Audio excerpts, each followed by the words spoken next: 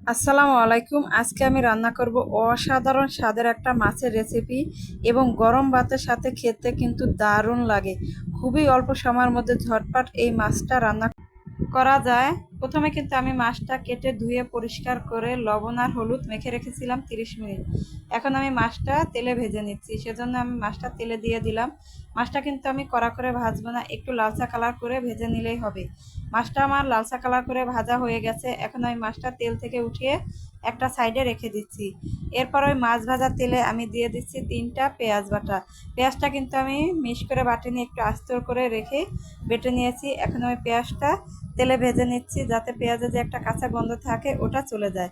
পেঁয়াজটা আমার তেলে ভাজা হয়ে গেছে। এরপরে পেঁয়াজের ভিতরে আমি দিয়ে দিচ্ছি আদা বাটা, রসুন বাটা, জিরা বাটা পরিমাণ মতো, দিয়ে দিচ্ছি স্বাদ মতো লবণ, আর দিয়ে দিচ্ছি পরিমাণ হলুদের গুঁড়া, মরিচের গুঁড়া। এখানে আমি সামান্য পরিমাণে একটু পানি দিয়ে এখন ওই মশলাটা কষিয়ে নিচ্ছি। মশলাটা কিন্তু অবশ্যই একটু সময় নিয়ে কষিয়ে নিতে হবে।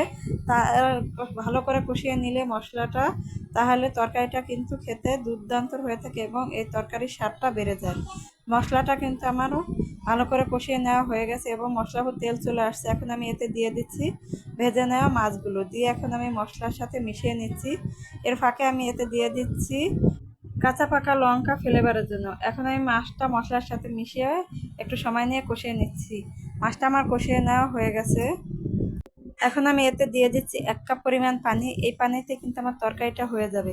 এখন আমি চুলা জলটা মাঝারি হিটে রেখে আমি মাছটা রান্না করে নিচ্ছি। মাছটা নামানোর আগে এখানে আমি 1 চামচ ভাজা জিরার গুঁড়া দিয়ে দিচ্ছি। এখন আমি চুলা থেকে নামিয়ে নিচ্ছি। যারা এরকম মাছ খেতে পছন্দ করেন, আশা করছি আমার আজকের রেসিপিটা তাদের কাছে ভালো লেগেছে। যদি ভালো লেগে থাকে তাহলে অবশ্যই একবার হলে বাসা ট্রাই করবেন। আল্লাহ হাফেজ।